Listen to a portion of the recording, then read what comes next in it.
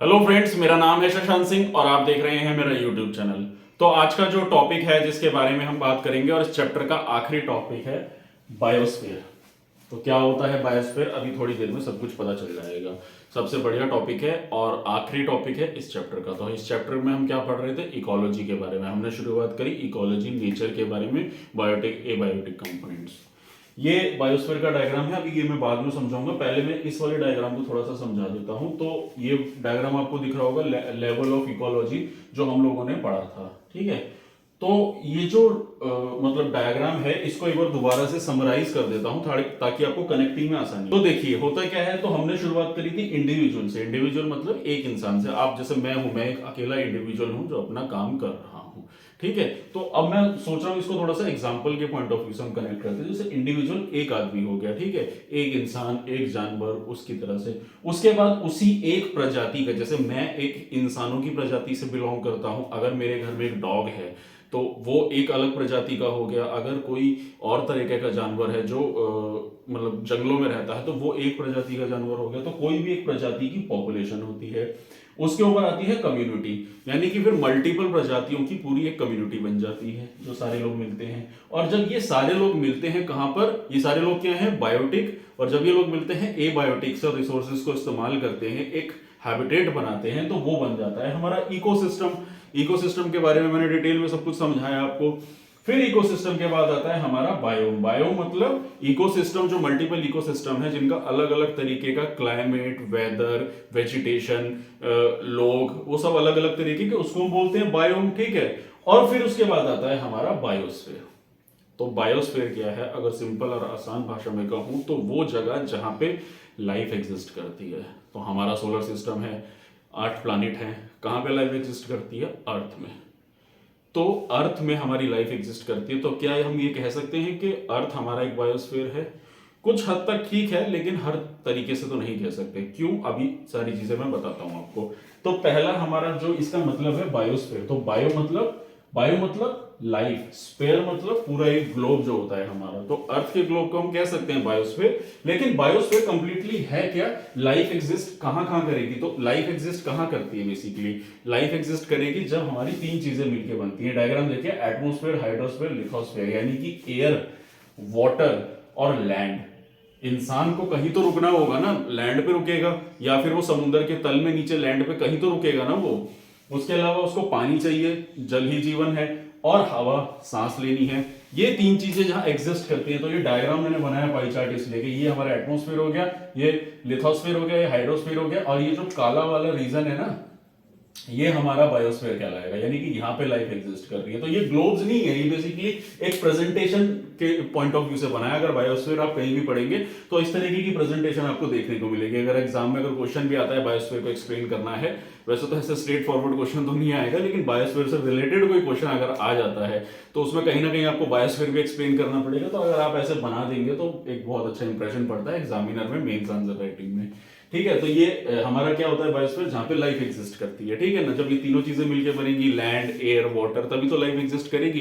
नहीं तो बाकी प्लैनेट्स में क्या, बाकी प्लैनेट्स में क्यों नहीं लाइफ है? हो सकता है शायद वहां पे, वैसे तो खोज चल रही है अभी, लेकिन जैसे अभी हमारा जो चंद्रयान 3 मिशन है वो कामयाब हुआ है, मून पे लैंड हुआ है, लेकिन अभी तक ऐसी भी लाइफ का उसमें एविडेंस नहीं मिला है। तो जब लाइफ का एविडेंस मिलेगा तब पता चलेगा। तो उससे ये पता चल जाएगा कि पानी है, जैसे मून पे पानी है, ये तो कंफर्म हो गया था पहले भी, ठीक है ना, चंद्रयान 1 जो मिशन चला था। तो लाइफ क्या एग्जिस्ट करेगी इन तीनों चीजों को मिला के। तो बायोस्फीयर क्या है, it is a part of earth where life can exist. It is a part of earth, यानी कि अर्थ का कुछ एक ऐसा पार्ट होता है जिसमें लाइफ एग्जिस्ट करती है। अब आप कहोगे कि सर अर्थ में तो पानी भी हर जगह है, लिथोस्फीयर, लैंड भी हर जगह, एटमॉस्फेयर भी है, तो फिर कुछ पार्ट क्यों कह रहे हैं?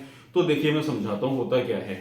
अगर जैसे मैं बात करूं, हमारा पूरा ग्लोब है, तो मैं एक बार इसको थोड़ा सा चार्ट में बना के दिखा देता हूं। मान लीजिए ये हमारा ग्लोब है पूरा, ठीक है ना, ये हमारा इक्वेटर है। तो अगर आप इधर एक्सट्रीम लेवल पे जाएंगे तो यहाँ लाइफ का फॉर्म कम देखने को मिलेगा। आप इक्वेटर से जितना दूर होते चले जाएंगे उतना लाइफ कम देखने को मिलेगी आपको।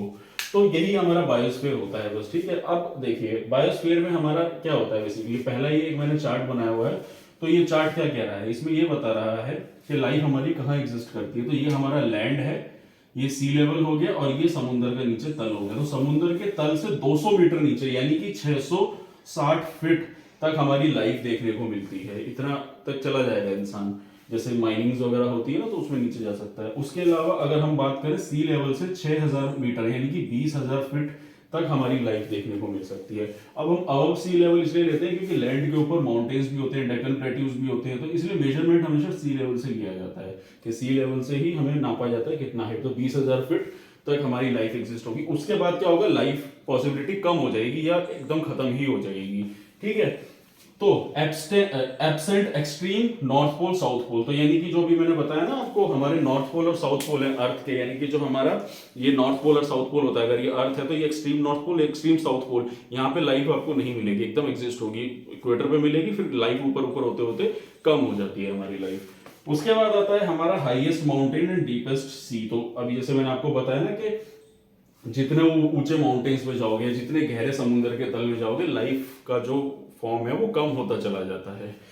उसके बाद तो इसलिए बोला ना कि लैंड क्यों है, तो लैंड पे ही हमारा लाइफ का एग्जिस्ट है। उससे जितना ऊपर या जितना नीचे जाओगे तो आपको लाइफ कम देखने को मिलेगी, क्योंकि लैंड है तो आपको पानी मिल रहा है, एटमॉस्फेयर भी मिल रहा है आपको, तो सारी चीजें आपको अवेलेबल हो गई है। उसके अलावा एक एग्जांपल दिया हुआ फंगाई और बैक्टीरिया। फंगाई और बैक्टीरिया जो बियॉन्ड 8000 मीटर पे, उसके बाद वो नहीं मिलेंगे। 8000 ऊपर या 8000 नीचे मीटर के बाद फंगाई और बैक्टीरिया भी आपको अवेलेबल नहीं होंगे।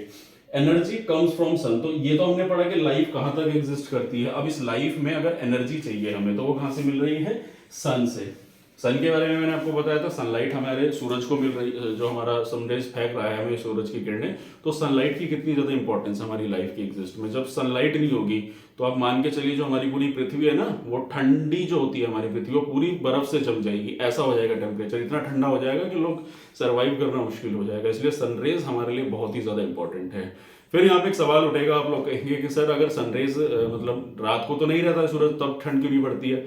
तो वेदर तो देखो तब भी थोड़ा नॉर्मल प्रेजेंट हो जाता है, लेकिन गर्मी क्यों रहती है? होता क्या है कि हमारा जो अर्थ है वो पूरा एक कार्बन ब्लैंकेट होता है ना, उससे कवर्ड है, तो वो क्या करता है, कार्बन एब्जॉर्ब करके रहता है सनरेज को, और वो कंसिस्टेंटली हीट फेंकता रहता है, और सुबह होते फिर हमारा टेम्परेचर अप हो जाता है। जैसे एक एग्जाम्पल के तौर पर आप लोग जैसे अपने ब्लैंकेट में सोते हैं ठंड में, थोड़े टाइम तो ठंडा लगेगा, फिर उसके बाद वो धीरे धीरे गर्म लगने लगता है। क्यों? क्योंकि आपकी बॉडी की हीट छूटती है और उस हीट को वो एब्जॉर्ब कर लेता है ब्लैंकेट, और वो पूरे आपके वातावरण में फिर आपको गर्मी लगने लगती है, उसमें गर्म बन जाते हैं। जैसे हम कहते हैं ना कि निवास बन जाना गर्मी में, वही चीज होती है। तो सनलाइट का एक बहुत बड़ा रोल होता है हमारे वेजिटेशन में, मतलब बहुत ज्यादा रेनफॉल का कंट्रीब्यूशन हो गया, वेजिटेशन में हो गया, और प्लांट्स को जो फोटोसिंथेसिस बनता है वो सनलाइट से तो होता है, फिर उसके बाद वो एनिमल्स खाते हैं, तो इनडायरेक्ट वे में उनको एनर्जी प्रोड्यूस हो रही है, हमें डायरेक्ट विटामिन डी मिल रहा है। तो सनलाइट का एक बहुत बड़ा रोल है लाइफ के एग्जिस्ट में होने के लिए। ठीक है, उसके बाद बात करो न्यूट्रिएंट्स की, तो न्यूट्रिएंट्स कहां से मिलेंगे, एयर वाटर सॉइल, यहाँ से सारे न्यूट्रिएंट्स मिलते हैं हम लोगों को। ठीक है ना, तो वो पढ़ेंगे आगे जब हम जानेंगे कि कैसे सॉइल में से हमें न्यूट्रिएंट्स मिलते हैं, किस तरीके से प्लांट्स को न्यूट्रिएंट्स प्रोवाइड होते हैं, वो पूरी चेन को हम समझेंगे। उसके बाद आता है high density and diversity of flora and fauna at tropic region. तो जैसे अभी मैंने आपको बताया ना कि हमारा जो ट्रॉपिक रीजन है, ये ग्लोब है, ये जो ट्रॉपिक रीजन है हमारा, यानी कि हमारा इक्वेटर हो गया, ये ट्रॉपिक के अंदर का जो रीजन आता है, यहीं पे हमें सबसे ज्यादा diversity, flora, fauna, animals, vegetation, ये सारी लाइफ एग्जिस्ट जो है वो यहीं, क्योंकि यहीं पे सबसे ज्यादा सूरज की किरणें हमारी पड़ती हैं, तो यहीं पे सबसे ज्यादा होंगे। उससे जितना बाहर निकलते चले जाएंगे उतना ज्यादा लाइफ और वेजिटेशन कम देखने को मिलेगी, लोग कम देखने को मिलेंगे, क्योंकि यहीं पे हमारी ज्यादा लाइफ एग्जिस्ट करती है। तो हमारी सारी कंट्रीज पूरे वर्ल्ड में देखेंगे अगर आप, जितनी भी कंट्रीज है हमारी, वो सारी यहीं पे लाइफ करती है ऑलमोस्ट। ठीक है ना, तो इसलिए बोलते हैं 50% ग्लोबल बायोडाइवर्सिटी जो है वो यहीं पे पाई जाती है। तो दोस्तों ये था मेरा टॉपिक बायोस्फीयर का, जिसमें मैंने आपको बताया लाइफ कैसे एग्जिस्ट करती है और कहाँ कहाँ पे लाइफ फॉर्म्स हैं। तो अब तक इस पहले चैप्टर में आप लोगों ने, एक बार मैं थोड़ा सा कंपाइल कर देता हूँ, इकोलॉजी में आप लोगों ने क्या जाना, आप लोगों ने जाना वेजिटेशन के बारे में। हम लोग क्या पढ़ रहे हैं, हम लोग पढ़ रहे हैं इकोलॉजी, यानी नेचर का घर पढ़ रहे हैं हम लोग। अगर मैं बोलूँ कि हम लोग एक घर में रहते हैं, तो उस घर की स्टडी कर रहे हो, तो हम उस घर के कंस्ट्रक्शन के बारे में देखेंगे, वो घर कैसा बना है, उस घर में क्या क्या चीजें अवेलेबल है, एटमॉस्फेयर कैसा है, कितने तरह के लोग रहते हैं, क्या क्या खाते हैं वो लोग, कैसा लाइफस्टाइल है। ठीक उसी तरीके से हम लोग अपने नेचर के घर को पढ़ रहे हैं। एक नेचर है जिसमें कितने तरह की डाइवर्सिटी है, कितने तरह के वेजिटेशन है, कितने तरह के इंसान हैं, कितने तरह के एथिकल ग्रुप्स हैं, एनिमल्स हैं। तो मोस्टली एनवायरमेंट में हम लोग इंसानों से ज्यादा जानवर, यानी फ्लोरा और फौना, यानी जानवर और पेड़ पौधों, इन्हीं से रिलेटेड, और पूरे एनवायरमेंट से जो रिलेटेड है, वो एनवायरनमेंट किस तरीके से डिस्ट्रॉय हो रहा है पोल्यूशन से, ये सारी चीज़ें हम लोग आने वाले समय में एनवायरनमेंट में पढ़ेंगे।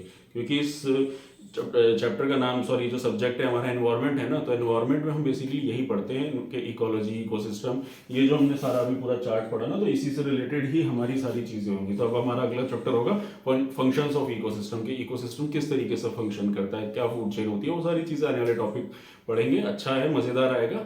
तो दोस्तों यही था मेरा टॉपिक जिसमें मैंने आपको बताया, और इसी पे हमारे इस चैप्टर का अंत होता है।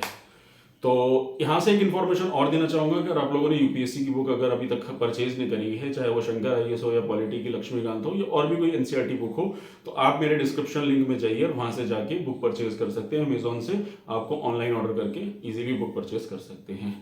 तो ये था मेरा आज का टॉपिक। और अगर आपको मेरा काम पसंद आ रहा है, अगर आपको मेरी वीडियो अच्छी लगी है, तो मेरे चैनल को सब्सक्राइब कीजिए, मेरी वीडियो को लाइक कीजिए, और आने वाले समय में आपको और ऐसी इन्फॉर्मेटिव वीडियोस मिलती रहेगी। और एक बात और बोलना चाहूँगा कि अगर आपको मेरे काम में कोई कमी लग रही है, तारीफ मुझे नहीं चाहिए। मैं अपने स्टूडेंट से हमेशा कहता हूँ कि मेरी तारीफ करने की कोई ज़रूरत नहीं है। काम अगर पसंद नहीं आ रहा तो मैं चाहूँगा कि आप वो सजेशन प्लीज़ कमेंट सेक्शन में जरूर दें। मेरे इस प्रेजेंटेशन में हुआ या कोई भी तरीके की चीजें हुई, पता है अभी मेरे पास स्मार्ट बोर्ड तो नहीं है, तो मैं बोर्ड पे ही पढ़ाऊंगा कुछ टाइम तक। तो अगर कोई भी किसी भी तरीके की या लग रहा है कि मैं डिटेल्स को पूरा प्रेजेंट नहीं कर पा रहा हूं, या किसी भी तरीके से कोई भी आप लोगों को कमी लग रही है, तो प्लीज कमेंट सेक्शन में जरूर लिखकर बताइए, ताकि मैं उस चीज को सुधार सकूं, इंप्रूव कर सकूं। तो फीडबैक जिसको कहते हैं ना, वो मैं आप लोगों का चाह रहा था कि कैसा काम कर रहा हूं, अच्छा कर रहा हूं तो ठीक है, फिर तो मत ही कीजिए। पर मैं ये नहीं सोच सकता कि इसका मतलब आप रिप्लाई नहीं कर रहे हैं तो मैं काम अच्छा कर रहा हूं, ऐसा नहीं हो सकता है। क्योंकि हर कोई इंसान है, कुछ ना कुछ इंप्रूवमेंट की जरूरत होती है। तो जो इंप्रूवमेंट है, वो जो कमी है, वो आप अपने मेरे कमेंट सेक्शन में जरूर सजेस्ट करें। तो मिलते हैं अगले वीडियो में और अगले चैप्टर के साथ एक नई शुरुआत करेंगे। तो आज के लिए इतना ही। Thank you very much.